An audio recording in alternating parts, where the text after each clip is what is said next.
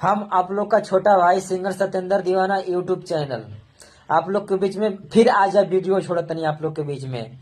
एगो लड़का के एगो लड़की से प्यार बा, वो लड़का के धोखा मिल गईल बा, वो लड़की छोड़ के शादी दूसरा से कर तड़ी।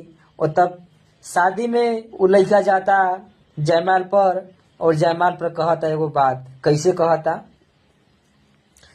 अरे दूल्हा के दूल्ही अब कहाँ तू बारू गोरी हो, अरे दूल्हा के दूल्ही अब कहाँ तू बारू गोरी हो, जान अब दूसरा के खूटा में बंधा तू बारू गोरी हो, जान अब दूसरा के खूटा में बंधा तू बारू गोरी हो।